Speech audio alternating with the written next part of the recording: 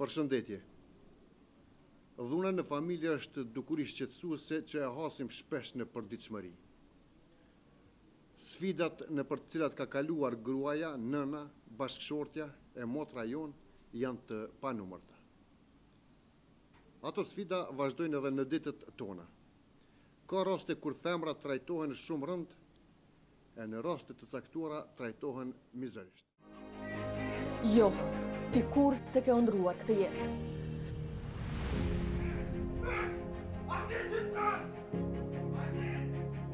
Familja ku ka respekt dhe dashni ka qenë dhe është ëndra jote. Ti dhe fëmijët e tu nuk e meritoni këtë jetë. Ju meritoni një jetë me plot dashni, respekt dhe mbështetje. Ju mund t'ja dilni sepse ju nuk jeni vetë. Raporto dhunën tek Policia e Kosovës. Kërkon ndihmë në linjën ndihmëse 0800 11 112.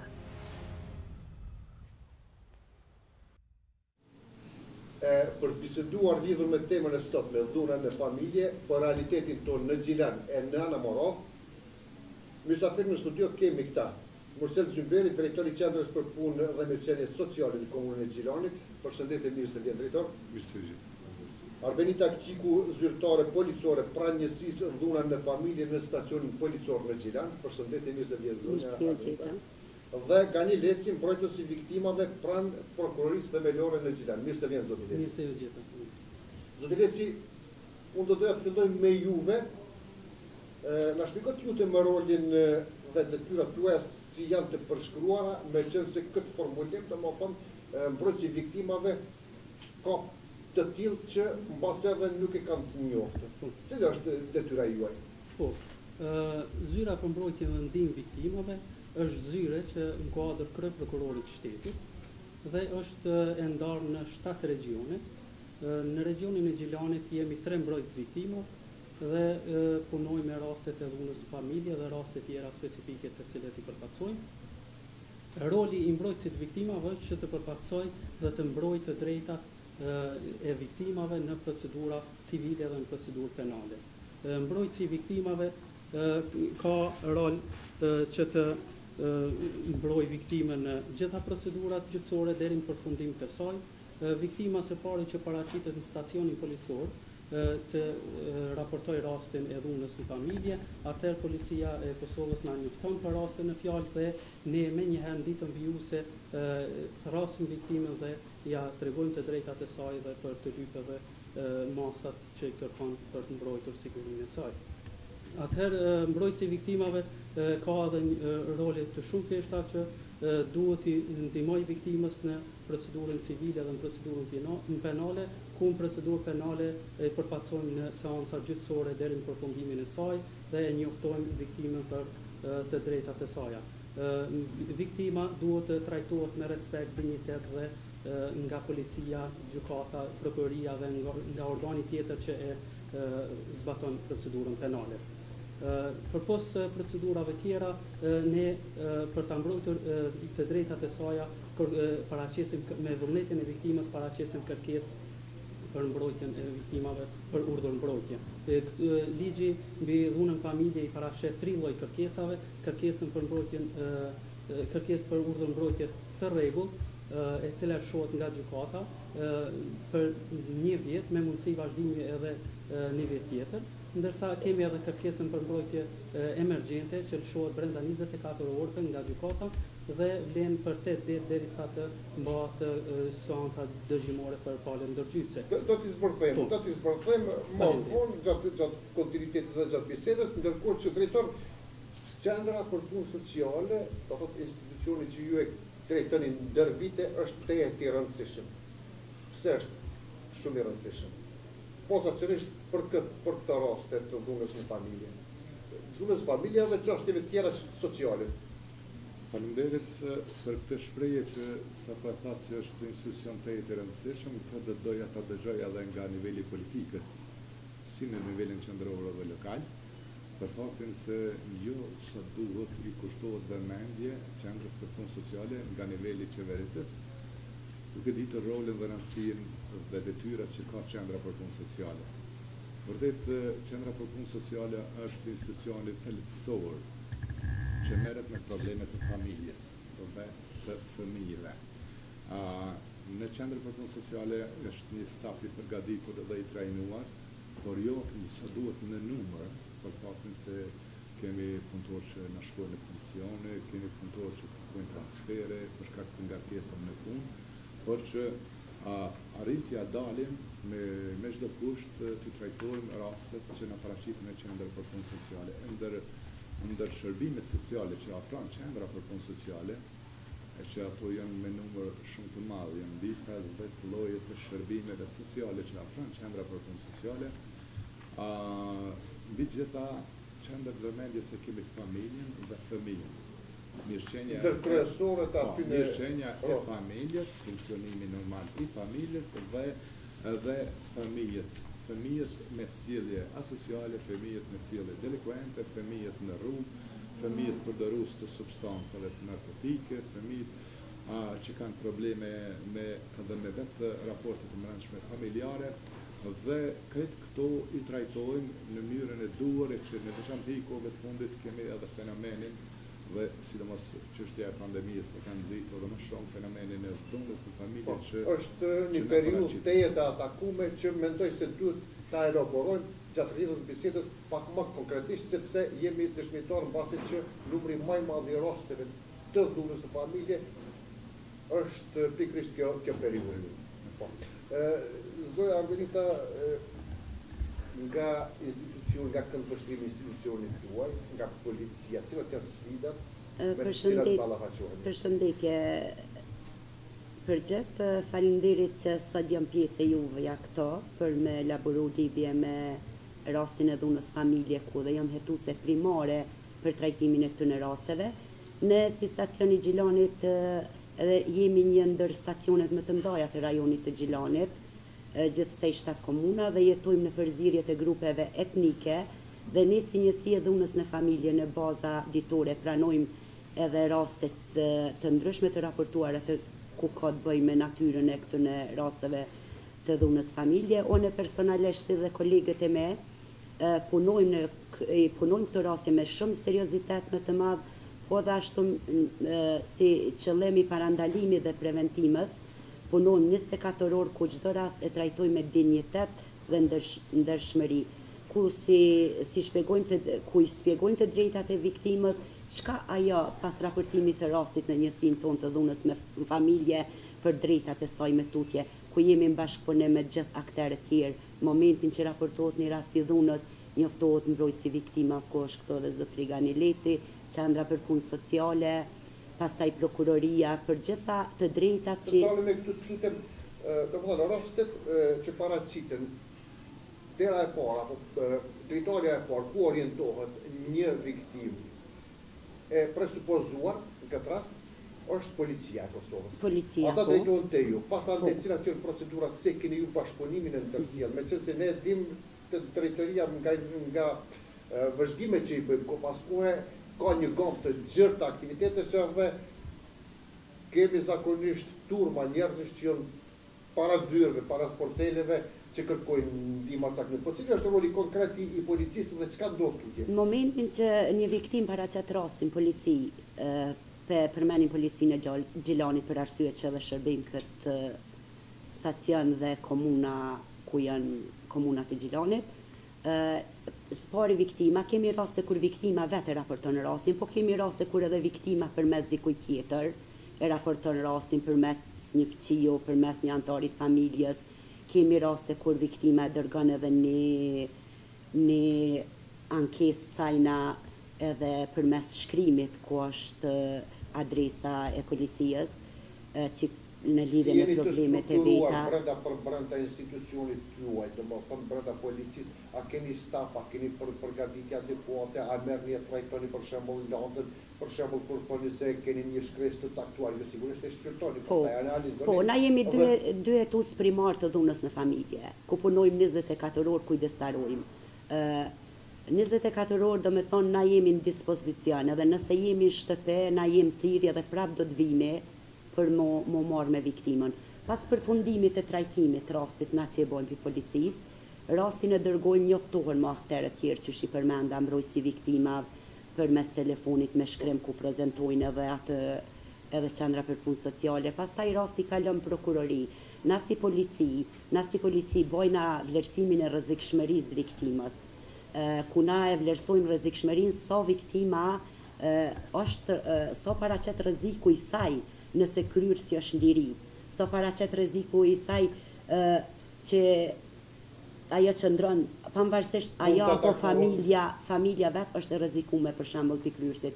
Mirpo nëse me urdhën e prokurorit kryersi ndalohet për 48 orë dhe viktimës ja shpjegojmë që ajo ka drejt për urdhër mbrojtje emergjente, ku urdhat mbrojtës emergjent i lëshon policia derisa gjykata fillon për me punu. Do me thonë kemi raste kur kemi në orë të vona, kemi raste kur është vikendi, dhe në momentin që gjykata fillon me punu, atëherë këta mirën me lidhje me trajtimin e rastit. Po për shembull, nëse viktima nuk kërkon urdhën mbrojtje pineve, pastaj urdhja mbrojtës lëshohet përmes gjykatës, na i kemi njoftimin për mbrojtësit viktimave, gjykata na dërgojnë shkresa që për viktima e ka një urdhër mbrojtje nga kryersi, do me thonë i bojnë edhe monitorimet e urdhër mbrojtës. Do me thonë na e kemi për obligim që edhe pas përfundimit të rastit, nëse viktima ka urdhër mbrojtje, na i bojnë monitorimit edhe këqyrmi sa për shembull urdhri mbrojtës është u zbatu, a është u shkel urdhri mbrojtës nga kryersi nëse kryersi është liri, ose i bojmë përcjelljen e tyre. Po ashtu, nëse viktima shembull për shkak përket strehimit, që s'ka ku strehohet, jemi në kontakt edhe me shtëpinë e sigurt, strehimorën atje. Deri me tani për këtë vet i kemi vetëm 4 viktima strehumate. Para se shkëm të shtëpia e sigurt, do doja të ndalim edhe pak të drejtorin, me qenë se kompetencat tuaja drejtor ngërthejnë edhe problematika të kësaj natyre që sigurisht nevoja për ndihmë të viktimave janë të shumëllojshme, ju e potencuar pak më herët. Çka konkretisht, cili është hapi i parë? Ju si e merrni viktimën në rast se për shembull nga policia merrni një rekomandim që kemi një rast të tillë? Kolegja në fjalë Arbenita e shpjegoi procedurën policore si shkon lidhur me raportimin e rasteve të dhënës në familje. Unë për opinionin me gjërë do të kisha dashur me thanën që rastet e paraqitjes së dhunës në familje nuk është keq, po besoj që është edhe më mirë që fillimisht opinioni duhet ta ketë parasysh që do të duhet të paraqiteshin në qendra për punë sociale fillimisht. Domethënë në institucionin tuaj. Në institucionin tonë, për një arsye të vetëm, sepse ne duhet të kuptojmë që mentaliteti jo shpejt ndryshon tek masa dhe ende kemi individ të tillë të cilët frustrohen kur bashkëshortja apo fëmiu paraqet rastin e policisë dhe ende policia në disa raste janë të anatemuar sikur në të kaluarën policia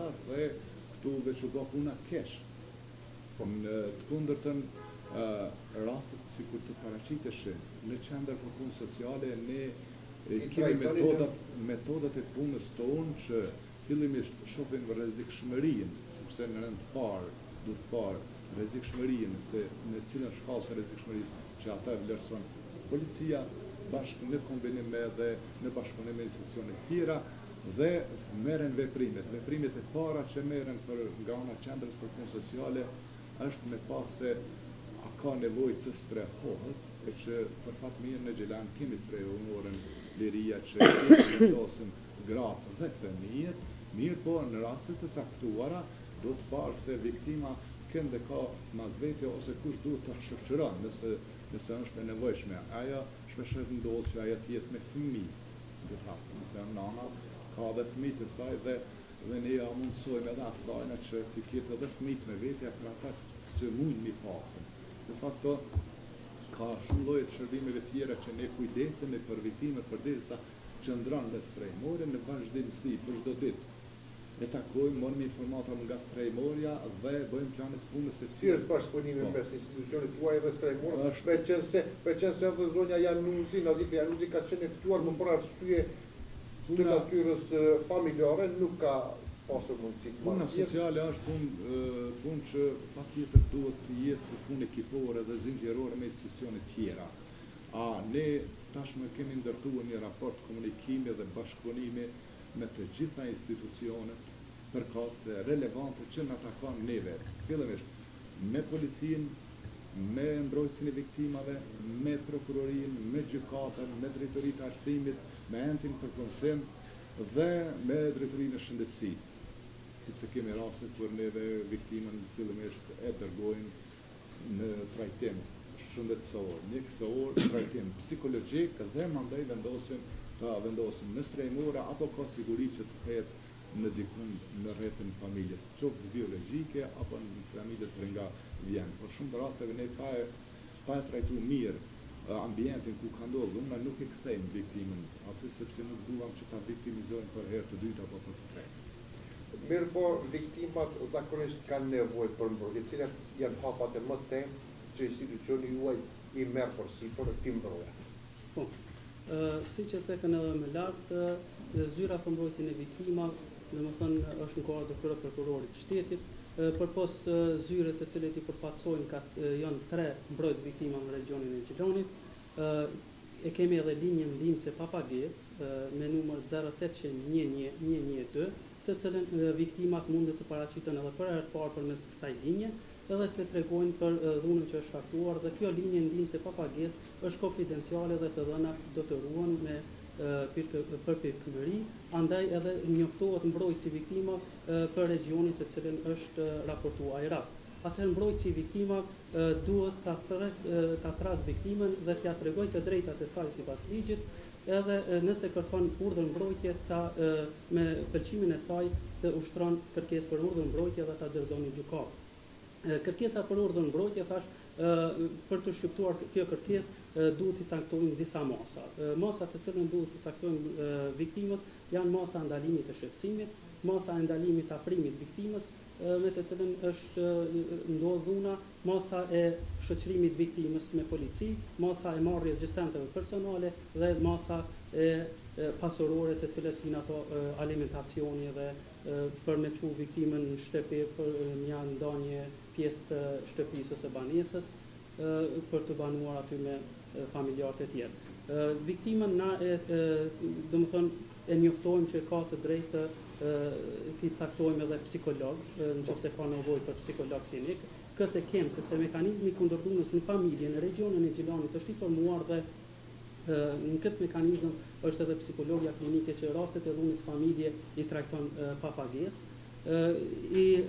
Përpos psikologës dhe akter tjerë, kemi edhe QPS-n që i referohemi të qendra për punë sociale për procedura tjera më të tjershëm, si dhe të ndihma juridike falas. Është edhe agjencioni për ndihmë juridike falas që i trajton këto raste edhe ja cakton një avokat pa pagesë për procedurën e shkurorzimit, ndarjes alimentacionit e tjerë. Ajo që është esenciale, këto shërbime që i ofrojnë, do thotë ju si institucion, po dhe shërbime tjera, sa janë të njoftuar viktimat në momentin e parë që vinë, meqense ne dimë se numri më i madh i viktimave janë kategori më pak të arsimuara dhe kanë problem të kenë informacione të natyrave që edhe ne mbase mund ta kemë problem.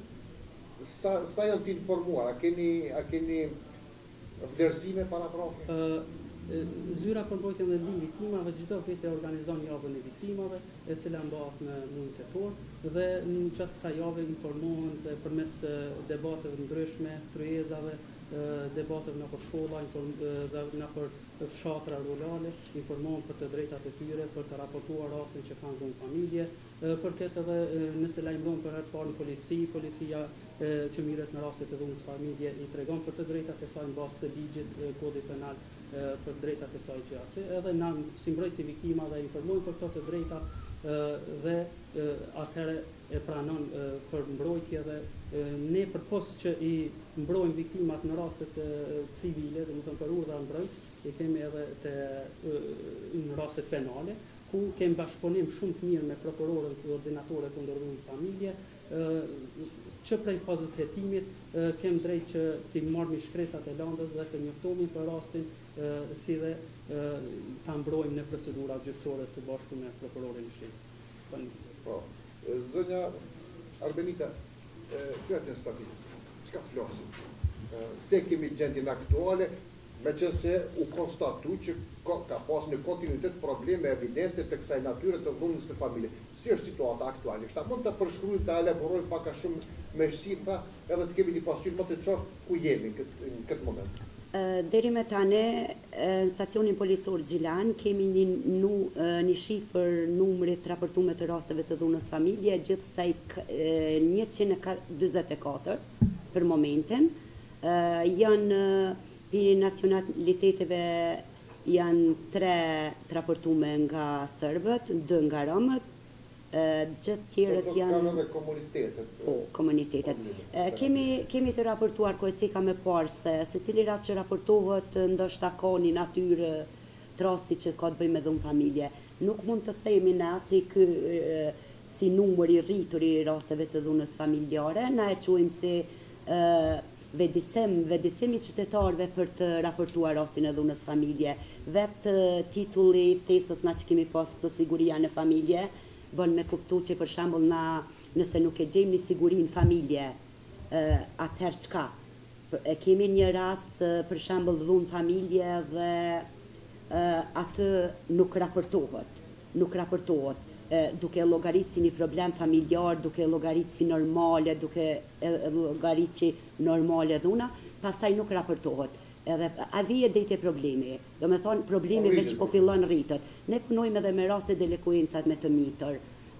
Një pjesë e kryesve të dhunës, sa i përket të miturve, aty na ndikojnë edhe substancat narkotike, ku vije deri të dhuna me fenomen shumë shqetësues, ku vije deri të dhuna barazi gjinore e shkaktuar pikërisht të mitur ndaj prindërve të tyre, apo motra, vëllaut e tjera. Drejtor, çka më tej nga këto probleme që ju potencun, ju e potencut faktin që ju viktimat e dhunës familje i drejtoni tek strehimorja, mirë po ne e dim që ju keni edhe një gamë më të gjerë të shërbimeve, të ndihmave që ju ofroni atyre edhe më pastaj. Çka konkretisht? Si i rrini afër viktimave? E gjithë problematika këtë që u tha, edhe u shpjegua edhe nga kolegët, fundit mbetet bare qendrës për punë sociale. Unë për njoftimin tuaj dhe të opinionit du me thonë që shteti nuk ka investuar mjaftueshëm në ngritjen e kapaciteteve, sepse ne e trajtojmë rastet e dhunës, shpesh heri marrim me shqetësim të madh kur kemi të bëjmë me fëmijët. Në çdo rast, qendra për punë sociale merret kryesisht kur ka të bëjmë me fëmijët, procedurat e lidhen qendrën për punë sociale se të mbrojmë interesin e fëmijëve. Dhe kemi me shqetësim të madh çka më tutje. Ne duhet të provojmë i sanu raportet familjare. Ato shpeshherë nuk janë të mundura, sepse shkojnë aq larg sa që nuk ka kthim mbrapa. Po cila është mundësia shtetit? Dhe unë ta elaborojmë është shumë e rëndësishme këtë flas për qendrën për punë sociale. Çka duhet të bëjë shteti më shumë? Cilët mekanizma duhet të zgjidhë? Ajo që është shqetësuese për neve, nuk mjafton vetëm të flitet për dhunën e familje, ekziston, ka krys apo çfarë do të thuhet tjetër, por çka do të bëjmë ne në fundit? Si do të përmirësojmë gjendjen e familjes, si do të stabilizojmë ato raste, sepse kemi raste kur vendoset 1 muj, 2, 3 në strehimore, ose 5, 6, ose kemi edhe 2, 3 vjetë rrinë në strehimore, po nuk është përfunduar rasti. Pra qendra për punë sociale në vazhdimsi kërkon mundësinë se qysh me e stabilizu, me kthy në jetën normale. Mungon kapaciteti, për shembull, shteti duhet, nëse nuk ka banesa sociale, duhet ofron pagesë që rast, duhet ofron mundësi të punësimit, mundësi të trajnimeve të ndryshme për viktimën, që të mos bie në depresion, sepse mbyllja e rastit në institucionin e strehimorës në raste caktuara del që është edhe dëmshme kur është mbyllje për kohë gjatë. Nga kjo që po thoni, a do të thotë që çështja ekonomike është faktori kyç që shkakton problemet më të mëdha të dhunës në familje?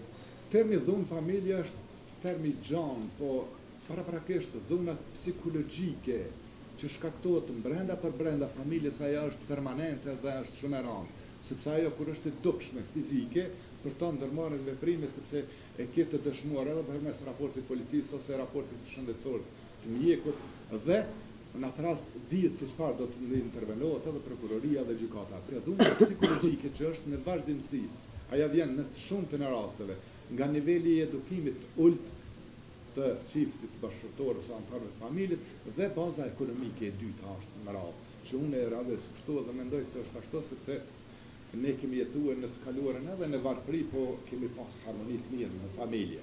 Nuk do të thotë që është me çdo kusht baza ekonomike, por në shumtën e rasteve na del që edhe baza ekonomike është shkaktar se duke qenë të ditën brenda në shtëpisë, e pa punë, pa profesion të caktuar dhe pa mujt me realizu ëndrat e veta, dhe shpesh aty lindin konflikte. Po neve kemi problemin me rastin e vendosjes planin i punës, ku kapacitetet e komunës, deri më tani komuna e Gjilanit, fatmirësisht, ka ofruar pagesë të qiras, për ne kemi dikun rreth 60 familje që u paguan qiraja mujore. Mirë, por nuk është një buxhet që është i planifikuar. Këtë kategori me asistencë sociale, drejtor, apo? Jo, kemi kategori të ndryshme. Asistenca sociale ka dhe banimin social me çdo kusht, por kemi kategori edhe të rasteve të dhunës dhe të prindve vetushqys që ndahen dhe funksionojnë me fëmijët me familjen pjesën tjetër familjes që komuna ju paguan qira.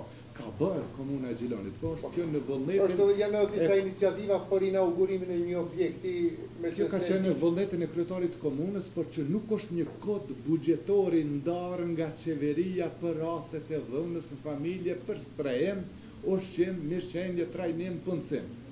Nuk kemi kod buxhetor. Si veprojnë shtetet, themi të rajonit, që mos marrni shembull të shteteve të zhvilluara perëndimore, po ju nga përvoja juaj, edhe përditshmëria që hasni me këtë problematika, a keni ndonjë analogji që jo krahasimore, po të përafërt që të marrën, që të mirën masa që të sanohet kjo gjendje pak a shumë, jo të evitohet, sepse është evidente që nuk mund të evitohet, se do të mbase jeta provon raste të tilla, por pak a shumë mund të sanohet kjo gjendje. Çfarë duhet bërë? Në raport me shtetet e rajonit që i kemi rasën, ne thëmë se mirëqenia sociale, qoftë në aspektin legislativ, po dhe në praktik jemi shumë më të avancuar se shtetet para.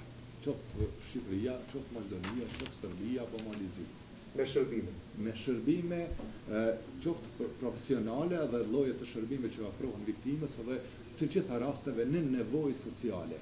Por, unë them që nuk mund të krahasohemi me Sloveninë apo në shtete tjera të Evropës për fakt më të zhvilluar për faktin se e thash edhe më herë se nuk ka programe të posaçme kod buxhetor të ndarë, sepse duhen një jetë mjaftueshme vetëm për një rast. Unë nëse i llogaritim shërbimet që ofrohen palës, kanë kosto mjaft të shtrenjtë. Po këto bëhen pa pagesë nga institucionet. Sa janë të interesuara institucionet, drejtor, nga këtë problematika që ju po i ngrisni, këto janë të ngritura, ju vetëm po i potenconi. Institucionet, sa janë të përkushtuara që të mirën në masa edhe në ndihmë në aspektin ekonomik edhe në çështje tjera që sa më shumë të rezultojnë pozitive këto iniciativa të institucione për kosto siç është institucioni. Këto janë çështje të kompetencave të nivelit qeveritar. Nuk ka mundësi kapacitetet komunës, nuk ka mundësi. Po mirë, sa për qeveria në këtë drejtim, sepse ju e keni sigurisht një bashkë. Qeveritë, se tash problem edhe me folën që do të nshons me bëbak, qeveritë deri tash gojen plot. Për këtë këto që bisedum, po në fakt ende nuk ka diçka konkrete. Ju e potencut fati që jemi mirë në raport me shtetet e rajonit. Për sa i përket nivelit ofrimit të shërbimeve. Këtë e thash, edhe profesionale edhe lloje të shërbimeve. Kuptohet, unë kam vrejt që në shtetet e parafsh që kemi kupitare, thjesht disa prej lloje shërbime as nuk përmenden. Që neve kemi avancuar sepse kemi një legjislacion të përkryer, për sa i përket ligjit. Por që ka nevojë të plotësohet me anën materiale, kjo domosdoshmërisht se na mbetet se zbrazd. Do të thonë pak se hoxha po tira, Zoti Leci, institucioni juaj, cilat janë raportet regionale për rastet e dhunës në familje? Raportet regionale për rastet e dhunës familje se përket këtij viti, prej janarit deri tani janë 260 raste të paraqitra rastet e dhunës familje, kurse sa i përket gjinis, kemi 205 raste të gjinis femërore, 55 raste të gjinis mashkullore, të rritur janë 243, të mitur 17 raste, shqiptar janë 235, 20 janë të nacionalitetit sërb dhe nacionalitetit rom 5 raste. Sa i përket rasteve, është në rritje në këtë vit, mirë po nuk është në rritje për shkak është në rritje për shkak vedisimit të popullit edhe të vedisimit shoqërisë, ndërsa vitet e kaluara kemi pasur më pak raste, në dhunë familje kemi pas 202 raste në vitin 2018, në 2019 në 210 raste dhe në 2020 kemi pas 224 raste. Prej vitit 2018 kemi pas një rritje të lehtë të rasteve të dhunës familje të raportuara. Shkaku, unë mendoj që cilët janë shkaktar që vinë deri te raportimi i rasteve të dhunës familje. Shkaktarët mund të jenë të nivelit profesional, si që vinë aty që janë persona që janë me aftësi të kufizuar apo personat me meta mendore, ndërsa shkaktarët të nivelit shoqëror janë demografia që vijnë prej një vendi malor në vendin urban, si dhe shkaktarët të nivelit familjar që hyjnë aty rritja qysh është rrit familja, në çfarë mënyrë rrit. Mosha e para. Pjesës më të madhe të theme, sepse sigurisht moshat varierojnë, por pjesa më e madhe, atyre që kërkojnë ndihmën tuaj, çfarë moshe janë? Zakonisht mosha më e madhe është prej 25 vjet deri në 50 vjet, që raportojnë, shumica janë gra, mirë nuk do të thonë që të gjitha rastet janë të përmes burrit dhe gruas, por ka raste edhe që janë barazi gjinore që hyjnë familjar tjerë, baba me djalin ose vllau me motrën e tjerë që i raportojnë të rastet. Zotja Këqiku, periudha e pandemisë, a ka qenë më e theksuar në institucionin tuaj, me qenë se pak është shumë e përmendëm, mirë po për nga sasia, numri, edhe kërkesat e dhunës në familja, ka qenë më të mëdha në gjatë kësaj periudhe? Sa i përket kohës pandemisë, me statistikat e viteve tjera të rastet të dhunës familje, kemi dallu me përqindje më të madhe vetëm me 7 raste. Drejtor, ju si e identifikoni këtë çështje? Domethënë, çfarë ka qenë periudha e pandemisë, me qenë se kemi qenë dëshmitar që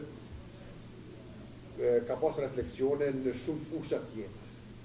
Vetë fjala izolim, në cilën është gjetë kjo popullat, qytetarët, nuk kupton që mundësi më e madhe për me pasë mosmarrëveshje brenda familjes dhe pamundësia për me realizu disa prej andrave të ndryshme të familjarë dhe qiftit bashkëtor, nxit edhe konflikt brenda për brenda, por që më tepër pajtohem me kolegë që thanë më tepër kemi të bëjmë me një vetëdijsim dhe raportim më të madh për rast se sa që është fenomeni i dhunës në familje.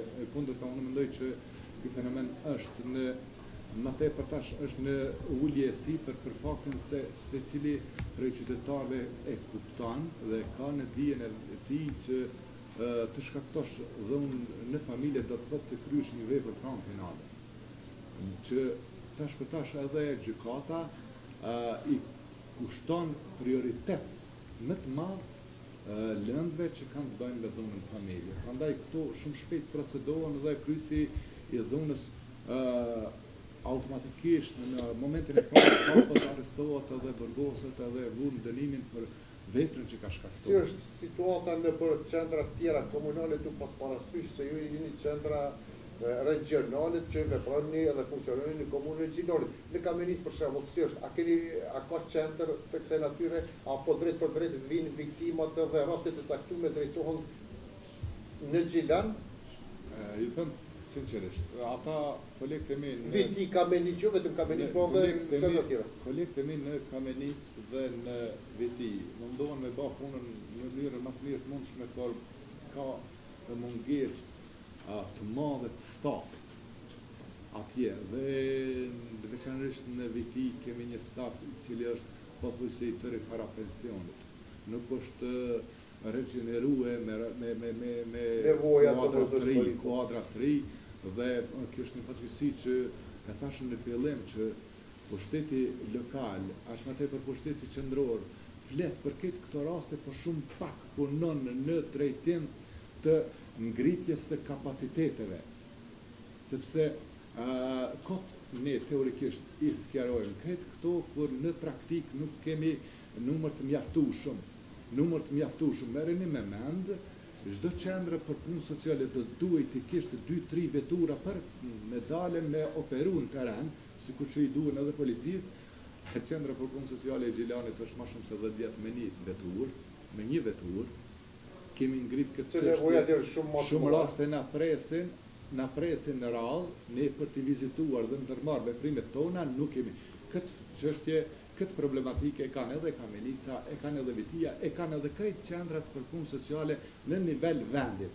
Kjo është alarm për qeverien, që nëse donë me pas mirëqenje më të mirë dhe trajtim dinjitaz të rasteve të dhunës, po të gjitha rasteve në nevojë, do të duhet t'i ofronë mbështetje më të madhe institucioneve përkatëse, në veçanti qendrave për punë sociale, të cilat deri më tani kanë qenë të harruara, të thjesht të anashkaluara, por me gjas politika nuk don më fut në problemet e mirëqenies sociale, sepse i trajton si që janë me probleme dhe e din që kjo zgjidhje është afatgjate, nuk mund të ndryshohet për një moment, po të fillojmë nga e mbara.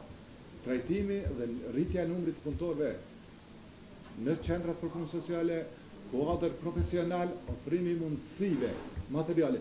As edhe 1 euro të vetme nuk e ka buxhet qendra për punë sociale. Mungesa e buxhetit në qendra për punë sociale për t'i dhënë ndihmën momentale viktimës dhe rasteve në nevojë, kjo është e tmerrshme, po kjo është realitet që po ndodh. Sepse punëtorët social në të shumtën e rasteve detyrohen me nxjerrën portofolin e vetë për t'ia dhënë për ushqim, vinë raste të rënda sociale, për ushqim, për barna, e mos flasmi për viktimën e dhunës që ne e marrim, e vendosim në strehimore dhe Drejtore, ju keni takime me nivelin qendror në raste të caktuara, keni organizime, tryeza të ndryshme, apo ngritni këto shqetësime, këto probleme, edhe apo adresohen si duhet, me qëse ankesat janë të vazhdueshme dhe nuk shohim që po këtë drejtim po kemi, si të themi, inkurajuese diçka. Të do duhet të vlerësojnë qytetarët më mirë për shumë arsye. Se dim cila është puna jonë, mundi jonë dhe çka bën niveli qeveritar. Thash qeveritar në nivel duke i bazuar në kapacitetet edhe nivelit qeveritar, sepse ne kemi nuk po ndodhet tani. Kemi kërkesa realiste dhe të zbatueshme, sepse nuk mund të kemi kërkesa. Kjo nuk po ndodhet tani, kjo në vazhdimsi ky trajtim jo dinjitoz ndaj qendrave për punë sociale dhe punëtorëve sociale. Jo vetëm të regionit Gjilanit, por të gjitha regionet. Është problematik gjitha regionet. Po flitet për viktimat e dhunës dhe kemi ende të pakjartë mënyrën e alimentacionit. Është mbrojtës viktime në ta thotë. Viktimat sillen vërdall. Shteti i Kosovës nuk ju ofron pagesën për atë që ato detyrohen me majtë fëmijët e tyre, sepse iksin në fjalë, ose nuk donë me një fare, ose gjykata nuk ka mekanizëm se këtë nuk ka vjetë monetare. Po shteti duhet me gjetë në mënyrën se qysh e nxjerr alimentacionin prej krysit të viktimës dhe viktima ta gëzon një të drejtë dinjitoze që i takon edhe me ligjin e Zotit, edhe me ligjet pozitive që i ka vendi. Prandaj, këto veç fjalë, po folin, po përsëritën gjërat. Qofte alimentacionit, qofte dhuna në familje, dhe rastet e dhunës në përgjithësi, ne i vendosim në strehimore dhe çka ma tutje. Punëtori social me vite përballët me rastin, kemi raste kur edhe 5-6 na ka met në strejmore një rast dhe thash nuk kemi buxhete. Na si qendër për punë sociale, kod buxhetor, nivelli lokal thot nuk na ka dhënë qeveria, qeveria fol për tema po nuk ndan mjete, për t'ju dalë në ndihmë rasteve të dhunës në familja dhe alimentacionit, sidomos kur nanat i morin fëmijën për mikëshyren dhe baballarët nuk përgjigjen fare, sikur ai nuk e ka obligim. Shqetësuese është shumë e madhe. Në vazhdimsi kjo problematik na përcjell dhe na mundon, po për kraje nuk kemi gjetën. Kemi paraqit problemet tona ju që e thot më herët.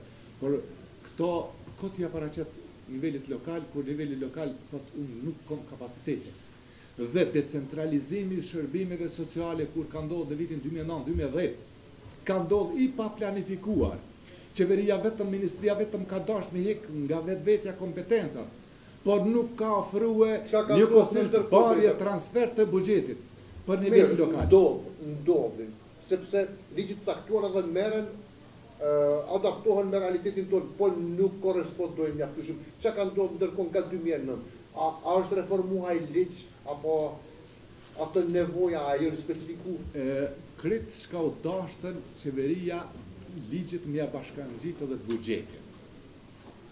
Ata thjesht nuk e kanë planifikuar buxhetin, kanë bërë kompetencat në nivelet lokal, si ligje që duhet të zbatohen rregullore, por që nuk i kanë bartën mjetet monetare që duhet më mbulue këto shërbime sociale.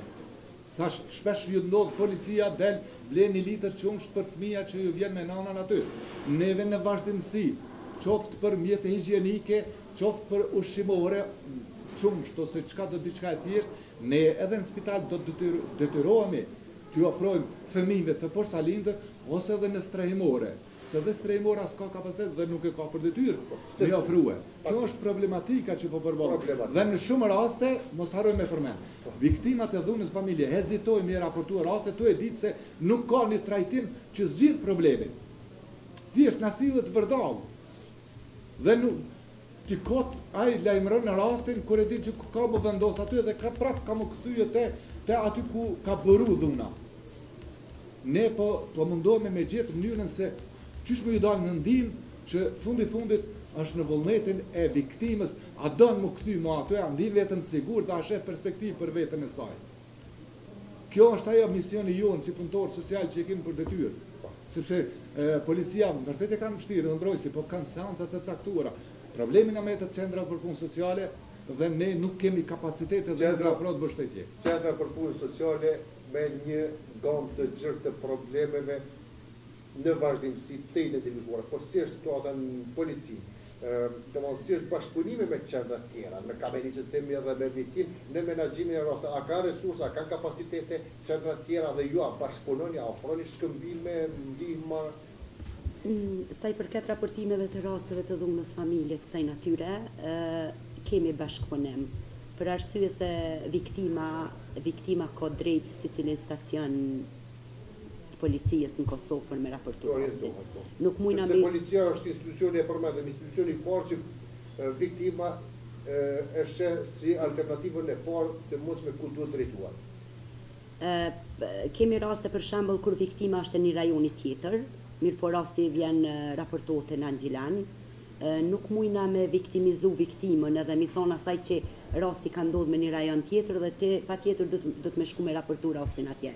Na filloj me procedurat e viktimës, pasaj në regionin ku viktima është kryer vepra penale, bisedojmë lidhje me rastin, pastaj jemi në kontakt për çdo rast me ta, lidhje me bashkëpunimin mes viktimës. Për arsye se viktima mos më viktimizu me shku jo shka atje, jo kthep këto, çaj është arsyeja që na kemi bashkëpunimin. Sa i përket kushteve, jemi njëjtë. Por afërsisht e njëjta situatë. E njëjta situatë. Si është situata në institucionin policia pa vetur shakimet më shumë. Në institucionin tonë situata është e mirë. Më thënë, përpos rritjes e numrit të kontorëve, këtë kemi kërkuar vazhdimisht, sepse ne i përfaqësojmë viktimat në 7 komuna këto regionale, se janë komuna Vitijës, Kamenicës, Gjilanit, Novobërdës, Parteshit, Plokotit dhe Ranilukit. Duhet të shtohet numri i punëtorëve, është numri pak sepse po kem seanca dhe shumë seanca tjera, ne përpos rasteve të dhunës familje i trajtojmë edhe raste specifike si që janë vrasjet, dhunimet, keqtrajtime seksual të fëmijëve, si gravitjet se dhe rastet e dhunës familje. Duhet të cekë se përpos shërbimeve që i ofrojmë dhe mbrojtjes ligjore që i ofrojmë viktimës, viktima mund të kompenzohet, është ligji mbi kompenzimin e viktimave, të cilën është miratu nga kuvendi dhe ai ligj ka një fuqi në 2017 ku ka filluar të kompenzohen viktima. Për të kompenzuar viktima duhet të kërkojnë nga kryesi i dhunës që kompenzim, në rast se nuk mundet të kompenzojë kryesi i dhunës, atëherë ne i ndihmojmë për të mbushur formularin për kompenzim nga fondi i viktimave dhe e dorëzojmë atë. Për fund të doja nga secili prej jush edhe nga një mesazh për viktimat, çka ata si duhet t'ju qasin, t'ju drejtohen juve, edhe çka ju i preferoni?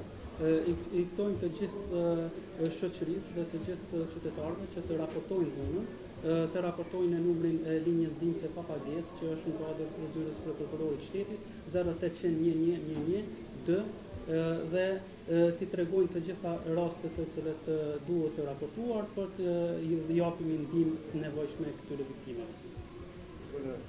Unë personalisht kisha kërku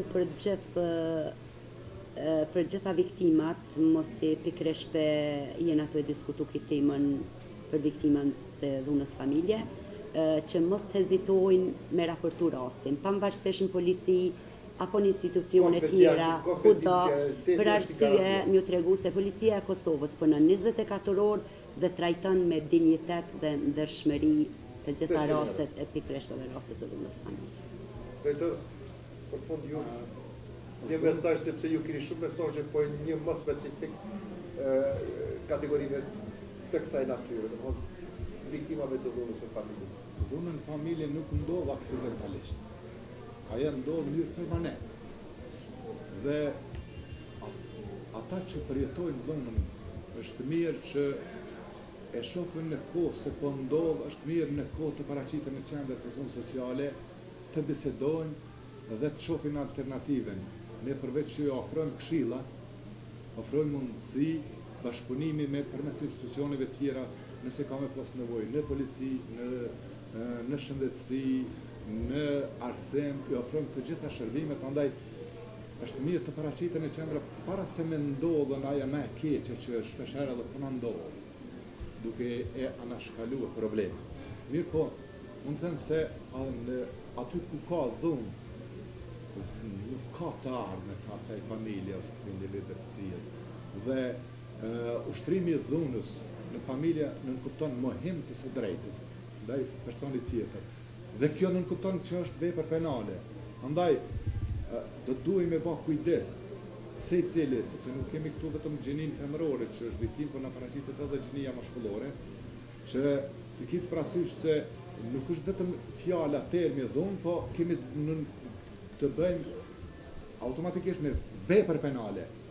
Dhe vepra penale është të sankcionuar shumë ashpër, të mos lejojmë të prishin familjet tona për interesa ose fare të thjeshta, gjëra të thjeshta, të funksionon familja dhe të mos mbetemi në për pozicionet që nuk mund me i kontribu familje, sepse duhet të vendoset atëherë pas shqiptimit masës është burgu që i pret ata që kryjnë veprën penale dhe familja tjetër, pjesa tjetër mbetet prap me vështirësi në jetë për me funksionu.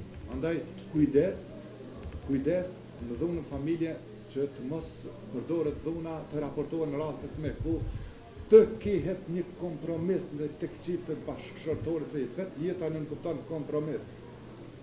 Duhet të kuptojnë problemin edhe burri ndaj gruas, edhe gruaja ndaj burrit, të lëshon pe praq sa mundet me lëshu pe, të kërkon të drejta praq sa janë të mundshme të realizueshme, sepse ne shpeshherë shohim edhe ëndra të mëdha, por nuk mund dot të realizojnë dhe mbi gjitha të ruajnë familjen, fëmijët, sepse po psojnë fëmijët, nga dhuna në familje po psojnë fëmijët.